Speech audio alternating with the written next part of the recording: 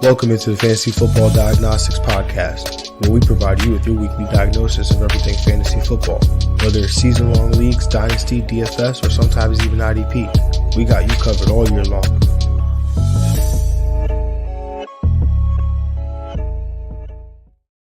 Let's do it. Let's get to it. Welcome into the Fantasy Football Diagnostics Podcast. I'm your host, Jon Jeune, at the real Jon J _FF on Instagram and X. You're watching live on YouTube, Twitch, or X. Appreciate y'all coming in. Appreciate y'all tapping in 7 a.m. Eastern on this lovely Friday morning in October 11th, 2024. Hope y'all are having a beautiful week thus far. Ready for this wonderful weekend that we're about to have. A little chilly here if you live in the New York area on the East Coast. But, you know, it's fall weather, so it's about that time, right? But that means, you know, we're in the midst of some fantasy football, and it is Friday, so that means our week 6 fantasy football matchup show. We're also new today, bringing back starts of the week. So we're gonna bring that back at the end of this show. Obviously, if you follow me on the socials, specifically on Instagram at the real Jon J _FF. I do put out the starts of the week in a reel. So I put that out every Friday, sometimes Saturday morning, depending on timing of things, schedule and whatnot. But going to, you know, I know some people are off the grid, some people aren't on social media, and you know, the podcast listeners, you guys have been, you know, supportive, the day ones. So I want to make sure that you guys have access to the starts of the week immediately. So I'm gonna put that out there on the podcast starting today. But if you know you want to watch the Instagram, because it's gonna look a little bit different on it looks a little bit different on Instagram than it does on here. It'll sound a little bit different. So if you want to check that out, definitely feel free to do that. But obviously, today is the matchup show. So if you are new to this, how this goes, I will pick a quarterback or tight end that are outside of the top 10 in the Fantasy Pros Expert Consensus rankings, and you know, tell you why they might be worth playing, or running backs, wide receivers outside that top 20, and tell you why they're worth playing. And we'll look at guys from each game. We'll pick one to two guys from every game, and we'll kind of go from there. Also, what we started doing a couple weeks ago was looking at guys that are inside the top 10 that we're hesitant about, or, you know, it's top 10 at quarterback and tight end, or guys that are inside that top 20 of running back and wide receivers that we might be hesitant about, and giving you some analysis on why maybe you might want to pump the brakes on those guys going into this particular week. Now, last week, a little bit better than the week before. We had 6 guys beat their ECR by 10 spots or more, with Josh Downs finishing as the wide receiver 18 in PPR leagues after being ranked 43. We had Bo Nix, you know, came through big time, ranked as the quarterback 25, but finished as the QB 8. We had Jordan Whittington, finished as the wide receiver 17 after being ranked as the wide receiver 48. His teammate Tutu Atwell finishing as the wide receiver 35 after being ranked 47. And then we had Wan'Dale Robinson coming in at 16 after being ranked 35. And we had Kareem Hunt come in as the running back 5 after being ranked as the running back 23 coming into the week. So those were the big hits. Unfortunately, we had some big misses. Specifically, the ones that hurt me the most are the guys I told you to pump the brakes on. James Cook was ranked 9, finished 7, had a big day. I know we talked about hadn't seen more than 11 carries since week 1, and he definitely saw a full allotment of work there. I think he might have had 16 carries in that game. But James Cook obviously came through in a big way. Luckily, I was saying, don't bench him. We know the upside, but probably would limit expectations. A guy that I did say I would bench, and I know I benched him across a variety of my leagues. That was Brandon Ayuk, who was ranked as the wide receiver 19, finished as the wide receiver 10 on the week. So that was not, I did not feel great about that one for sure. That one hurt me as well. I'm not one that just comes out here and gives advice and things that I'm not actually doing or practicing in my own league. So definitely felt that one there with you guys. So apologize for that. And then we had, in terms of some other big misses, Jerry Judy, wide receiver 81 was where he finished after coming in and ranked 36 on the week. And then George Pickens, absolutely atrocious day by him, finishes wide receiver 60 after being ranked 24. And I say his day was bad just because it was like, he wasn't even on the field. He was jogging some routes. Seems like there's something going on between him and Tomlin and Arthur Smith, and so that's never great. So it makes me, kind of lose a sour taste in my mouth with George Pickens and the outlook for the rest of the year. So we'll definitely have to see how that one goes. But we had some slight misses. Antonio Gibson, ranked 35, finished as the RB 40, as Ramondre Stevenson pretty much did not see his starting. I mean, he ceded the starting job in terms of the ceremonial start, but he was still the workhorse back there. And then Eric All Jr. Yeah, that one made no sense to me. Finished as the tight end 38 after coming ranked 30. Had not had less than 4 targets and 4 catches coming into a game since week 2, and he managed to do that in week 5 there. So that was not fun. But yeah, obviously we are. It was an okay week, but we will strive, obviously, as we always do, to be the best possible. Uh, the best possible that we can be, that I can be here, right? So I want to give you guys, 100% advice. I strive for 100%. I'm not going to hit 100% every week, but that's what we're going to strive for. So, make sure you guys are tapped in. Make sure you are subscribed. Make sure you get those notifications so you know when we do go live. But yeah, without further ado, let's just kind of jump into the matchup show. Starting with the first matchup of the week here, the Jacksonville Jaguars and the Chicago Bears. Going with Chicago quarterback Caleb Williams. He's the ECR quarterback 11. Um, Caleb's coming off his best game of the season where he faced off against a Carolina defense that is 6th in points allowed to the position. Now he's set to face off against a Jacksonville defense that has allowed the most fantasy points to quarterbacks over their last 3 games. I know quarterback 11 is not far off from the top 10 here, but if you're on the fence about Caleb Williams this week, I would highly suggest that you don't be. I think he should be in your lineups. I consider him a top 5, top 6 option at the position this week, given the matchup here against the Jacksonville Jaguars.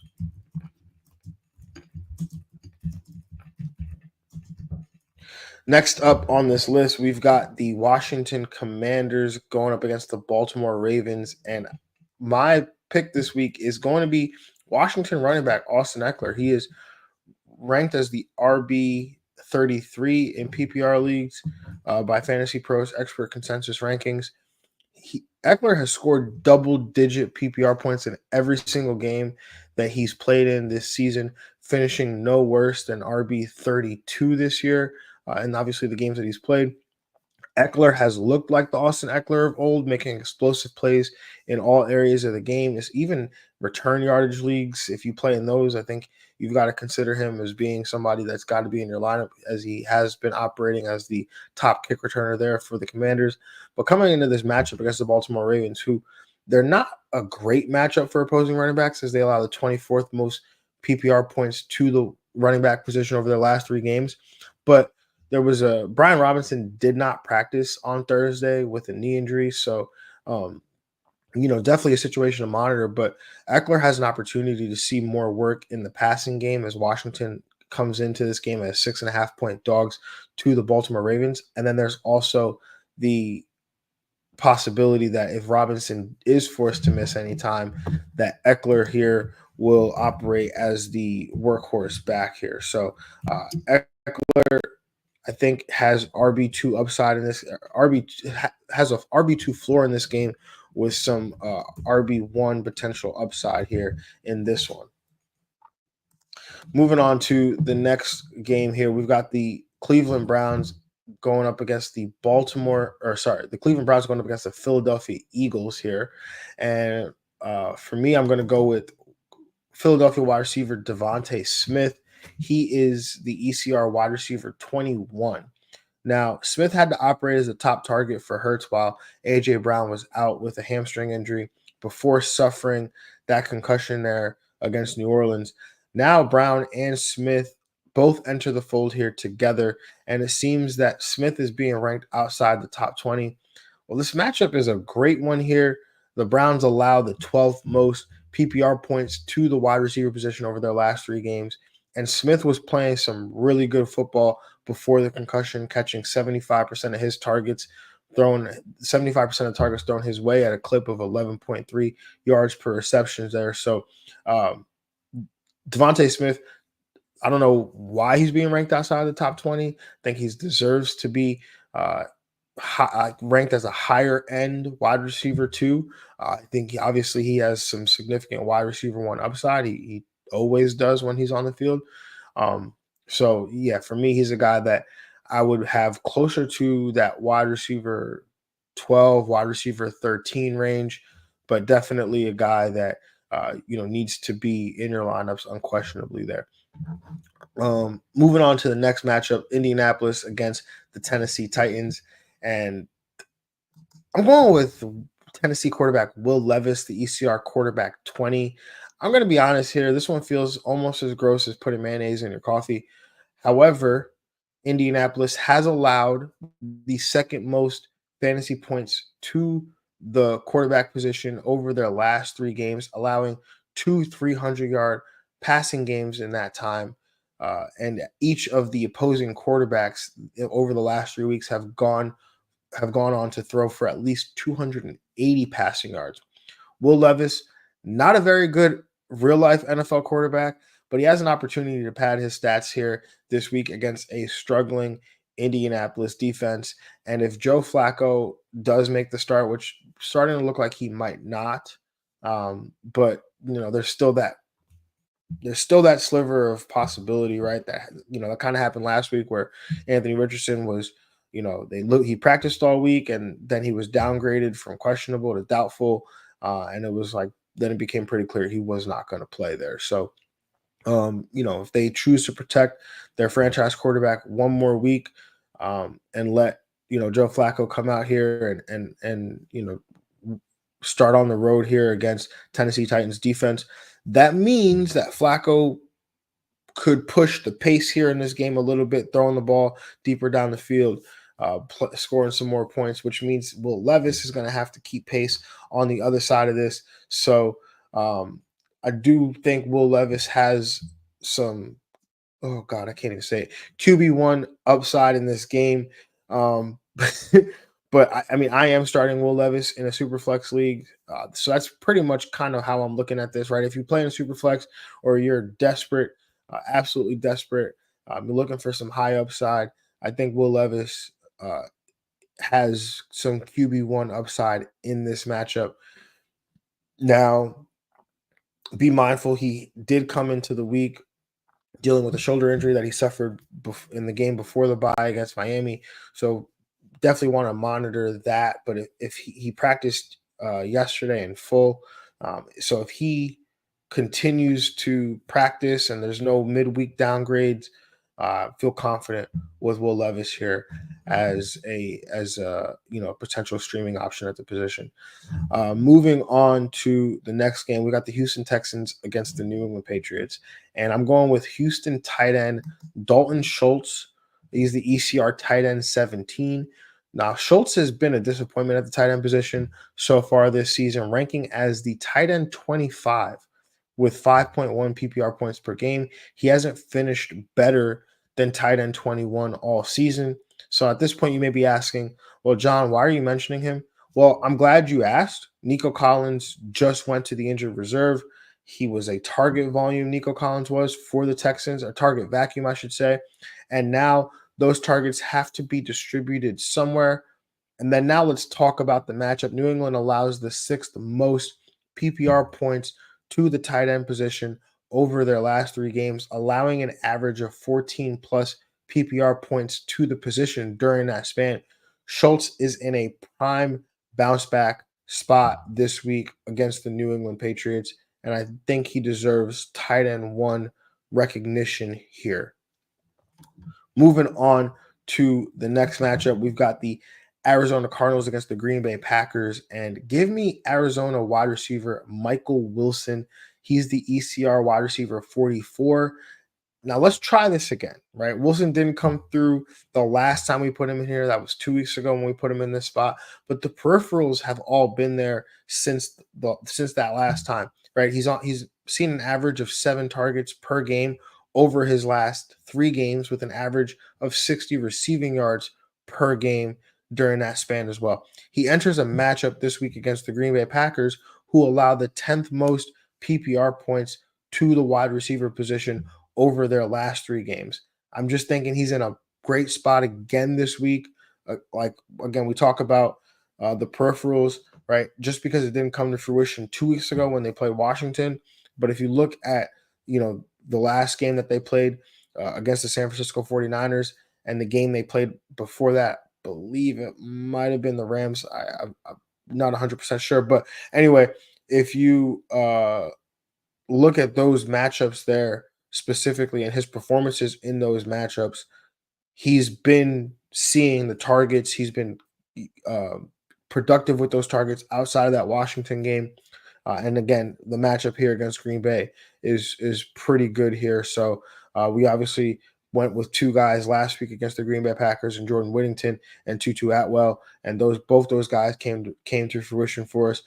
So I definitely love Michael Wilson this week potentially there. So moving on to the next matchup, we've got the Tampa Bay Buccaneers against the New Orleans Saints.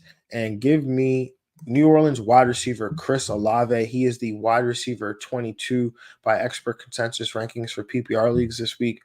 Olave has been tough to trust all year, coming off a game where he only saw 1 target against Kansas City, and now Derek Carr is going to miss this game, and Spencer Rattler is making his first career start as a rookie in the NFL. But Rattler has already made it known that when Olave is in the game, he will be looking to get the ball to Chris Olave. Well, that sounds very reasonable. That sounds like a very reasonable plan, and it makes sense against a Tampa Bay pass defense that allows the 3rd most PPR points to the position over their last 3 games here. So Olave is a high-end wide receiver 2 for me this week. We again, it's been somewhat disappointing. We picked Olave as a start of the week back a few weeks ago in his best game of the year against Philadelphia, and now he's got this matchup against Tampa Bay, who, again, as I mentioned, not doing great against the wide receiver position, and so therefore definitely feel confident that he will come through for us this week. Now, moving on to the next matchup, we've got the LA Chargers against the Denver Broncos here. And give me Denver running back Javonte Williams. He's the ECR running back 25. Now, this game seems like it should be an ugly one. The matchup isn't great for Javonte either, as the LA Chargers allow the 23rd most PPR points to the position over their last 3 games. However, at running back, we love volume, and Javonte has seen 18 touches in each of his last 2 games, which ranks 12th amongst running backs in terms of touches per game during these last 2 weeks. I think he's an RB2 this week again. Now, the environment this week, the game environment, again, not great. This game has a total of 35.5. I believe that is the lowest over under in any game this week. Both these defenses are tough. Um, so again, the matchup's not great, but we're chasing the volume here with Javante. And so again, I like him to finish. I mean, I know he's the ECR running back 25. I think I have him ranked somewhere closer to 17. So definitely like him to finish inside that RB2 range, the middle range of those RB2s, with obviously potentially upside for more here. Moving on to the next matchup, we've got the Pittsburgh Steelers against the Las Vegas Raiders. Another low over under 36.5. But give me Las Vegas wide receiver Trey Tucker. He's the ECR PPR wide receiver 52. Now, Tucker has seen an average of 6 targets per game over his last 3 weeks, having taken advantage of the void left by Devontae Adams, getting involved in the run game as well for the Raiders. Now, his production has dipped every week since he finished as the wide receiver 8 in week 3, but he scored a touchdown in 2 of his last 3 games. And this week he faces off against a Pittsburgh defense that allows the 13th most PPR points to the wide receiver position. I think a wide receiver 3 finish definitely in the range of outcomes for Tucker this week. So if you need a boost, you need a low end flex play. Tucker has some value there just because he's been on the field. He's been getting opportunities. Like I mentioned, he's involved in the run game as well, which adds a nice little floor to his fantasy prospects for this week. Moving on to the next matchup, we've got the Atlanta Falcons going up against the Carolina Panthers, and I'm going with Atlanta tight end Kyle Pitts, who's the ECR tight end 8. So you know what that means. Pitts has finished as the tight end 6. Pitts finished as the tight end 6 last week with 8 targets, catching 7 of those 8 targets for 88 receiving yards. And now maybe maybe his role is going to be a regular thing going forward, or maybe, hear me out, just maybe his season high in targets was a function of Cousins seeing a season high in pass attempts with 58. Those 8 targets turn out to be a 13.7% target share, which granted would have been the second highest of the season that he's seen, but 58 pass attempts led to 8 targets, right? This is the 13.7 is while it's the second highest, it's not much different than what his production has been over these last several weeks. And again, this was a game where there was a lot of back and forth to it. There was a lot of passing. There was, this game went to overtime. I mean, that doesn't mean anything for the target share. That just means something for the volume. But Atlanta's 6.5-point favorites here against the Carolina Panthers. Don't see a lot of room here potentially for a large target volume for Kyle Pitts. And now he's set to face off against a Carolina defense that has allowed the 19th most PPR points to the position over their last 3 games. I think it's bold to have him ranked ahead of guys like Dallas Goedert, Pat Freiermuth. I'm sorry. I know that this probably sounds crazy coming from me as the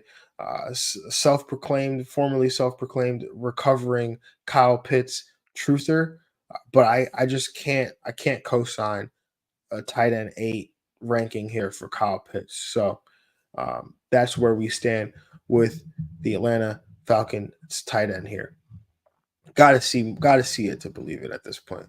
Moving on to the Dallas Cowboys against the Detroit Lions, and give me Dallas Cowboys wide receiver Jalen Tolbert.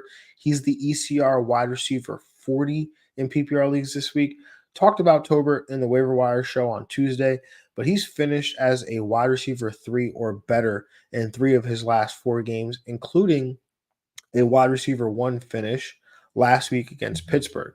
He saw a season high 10 targets last week, and with Brandon Cooks out for an extended period of time, I would expect his involvement in the offense to continue. And this week, he's facing off against a Detroit Lions defense that allows the 7th most PPR points to the position over their last 3 games. Tolbert is a wide receiver 3 with wide receiver 2 upside for me this week, especially when you consider it's a high scoring game here, 52 and a half points. I want to say it's the highest total on the week. I believe it is.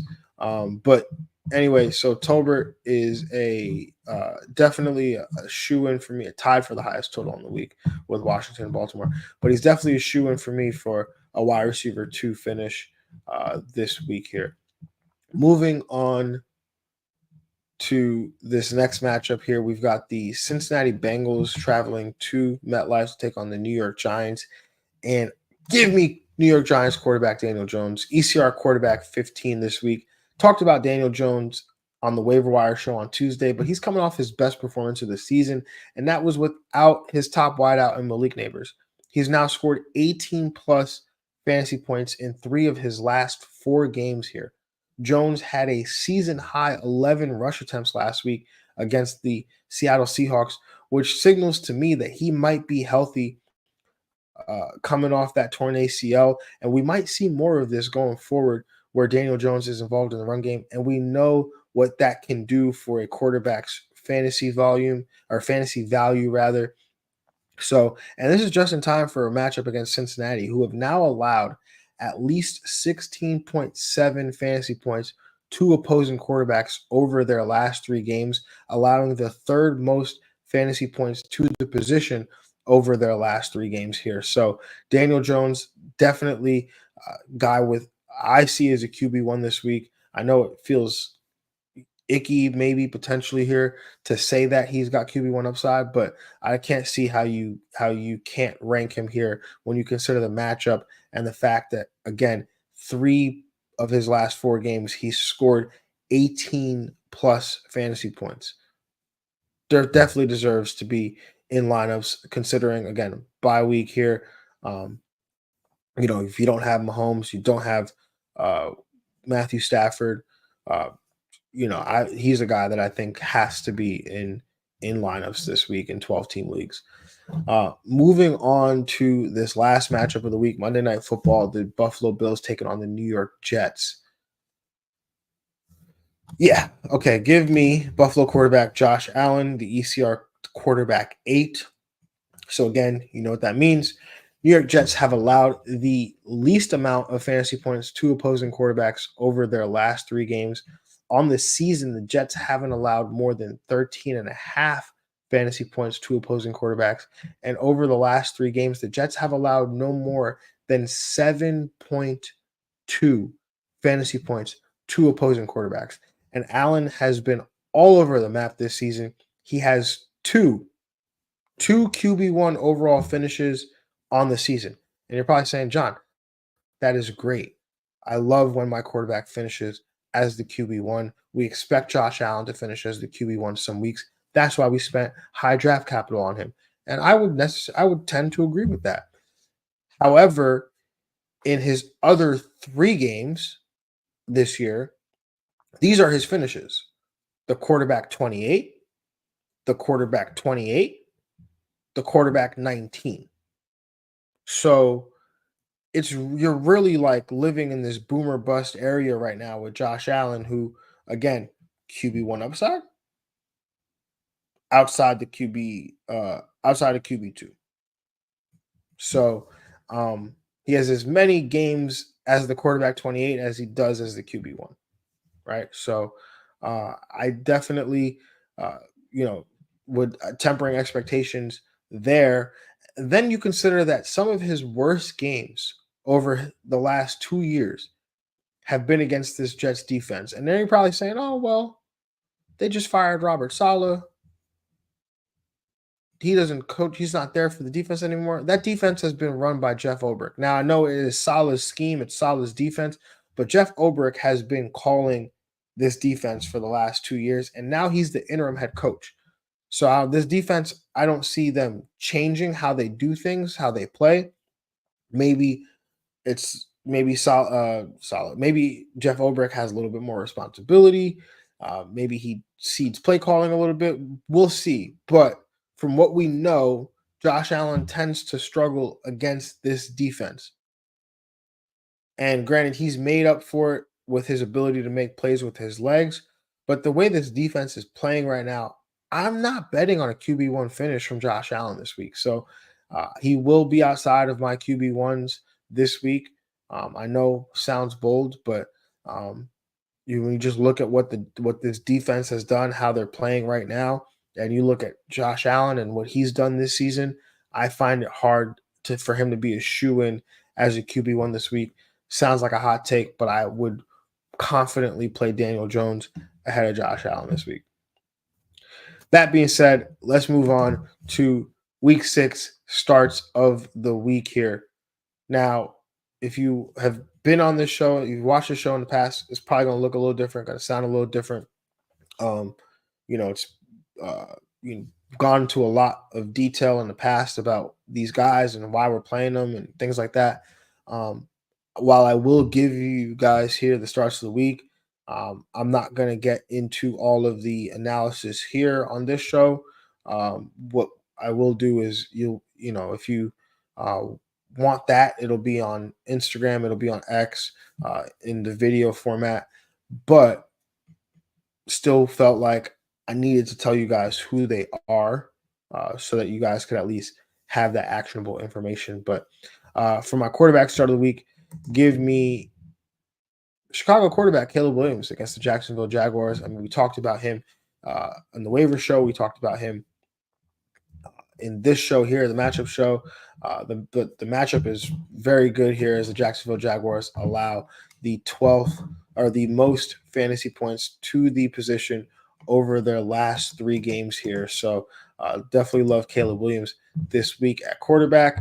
Running back, give me Atlanta running back Bijan Robinson going up against the Carolina Panthers. Bijan Robinson did show up on the injury report, so don't love that. And you're probably saying like, oh, well, John, I was going to start Bijan Robinson anyway, but you weren't going to do it confidently, and you weren't going to feel great about it. I'm telling you, you should feel pretty good about this one. He's got a matchup against the Carolina Panthers, who allowed the 3rd most PPR points to the position over their last 3 games here. So think Bijan, if he's healthy, assuming he's healthy, deserves your confidence this week when you put him in your starting lineup. Moving on to the wide receiver position, my wide receiver start of the week this week is actually going to be Washington wide receiver Terry McLaurin going up against the Baltimore Ravens. Now, Terry McLaurin has come on pretty good these last couple weeks here with Jaden Daniels. I think he has 200-yard games over his 2 of the last 3 games here. I think even one of those is a 90-yard receiving game there. And now he's going to game against the Baltimore Ravens, who allowed the 4th most PPR points to the wide receiver position in a game that's tied for the highest over-under on the week at 52.5, with the Washington Commanders being 6.5-point dogs. So I really like Terry's prospects here to finish as a high-end wide receiver 1, possibly a top 3 week here for Scary Terry. And then my tight end start of the week, going with Houston tight end Dalton Schultz against the New England Patriots. Again, talked about him and his prospects, and obviously how poor he's performed all year, but he's in a matchup against the New England Patriots to allow the 6th most PPR points to the tight end position. The absence of Nico Collins should lead to potentially more targets here for a lot of the guys in the Houston offense, but I think Dalton Schultz will definitely be a benefactor of that. All right, y'all, that is all we got here for week 6, the matchup show. Definitely appreciate y'all tapping in. Again, remember, we will be back on Tuesday discussing waiver wire. If you guys have questions with your lineup, questions about start sits, never hesitate to reach out. You could hit me in the DMs at the real Jon Jeune _FF. You can follow the show at FF Diagnostics. Also, make sure you're tapped in on both socials, Instagram and X, as there's some content that goes out on there as well. And obviously, you could reach out to me there. And oh, look, fantasy football girl advice says good morning. Good morning. Definitely appreciate you getting in the chat. And I encourage you, if you're watching live, get in the chat, right? It's very interactive. We have a lot of fun. People ask questions. We do the best we can answer them, the best we can do to answer them. But if you have any questions, feel free to drop them in the chat, comment on the YouTube channel, hit me in the DMs, like I said. Yeah, fantasy football girl advice. Quick question if you're not in the live. I have time to answer a question for you. What is up? Let's do it. And just make sure y'all, as well, you guys are subscribed to the YouTube channel. We're trying to get that subscribership up. Make sure you're following on all the social media platforms as well. Definitely helps the show. Doesn't cost you anything. So if you're watching this on X, maybe you want to share it. So uh, definitely would help us out. Fantasy Football Girl Advice says, I'm a Colts fan, but I do not want AR starting. Do you think Flacco would be better? Yeah, I think at this point right now, Flacco is the better option. I like Anthony Richardson a lot. I think he's got a ton of potential, but however, I don't think that right now he's playing his best football. And sometimes guys just need a reset. And is that because he's not healthy? It's possible. Is it, the long layoff from the shoulder injury last year? It's possible. But when there's no denying that when Joe Flacco is in there, at least again, granted, small sample size, when he's been in there, the entire offense seems to function better.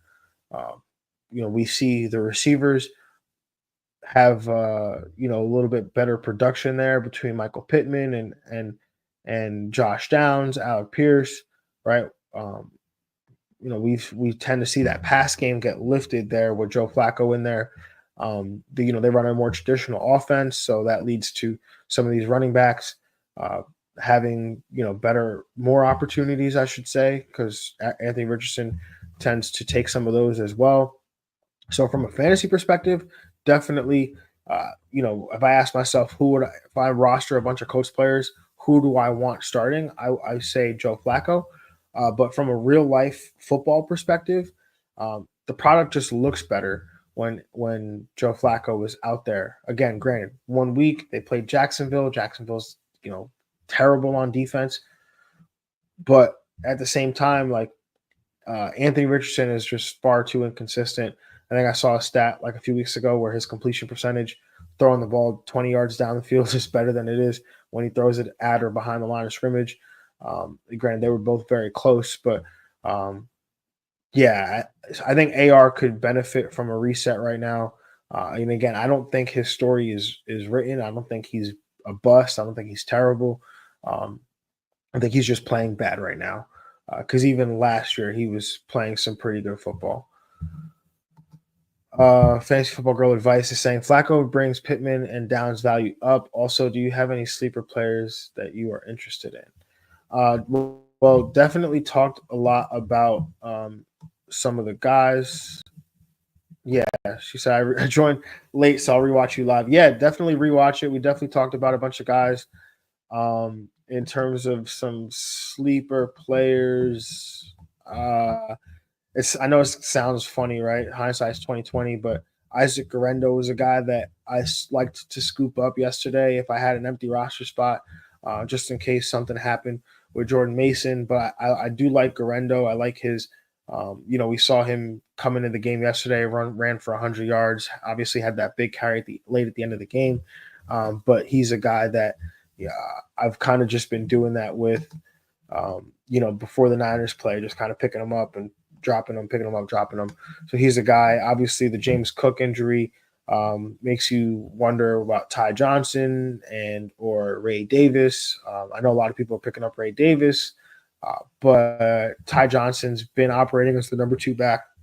He's also involved in the pass game as well. So Ty Johnson probably would be the guy there that I would look at in that instance. And I think that's really it for me. Definitely appreciate the questions. Appreciate the involvement. Again, guys, follow Fantasy Football Girl Advice. because she gives advice on fantasy football, and she's also usually in this chat hanging out with us, and definitely appreciate that as well. So, guys, enjoy your weekend. Hope you have a successful fantasy football experience this weekend, and obviously, unless you're facing off against me, because then I don't want you to win. But in that case, good best of luck to y'all. Love y'all. Appreciate y'all. And again, just make sure you are tapped in as always. So have a good one, guys. Love you. Peace.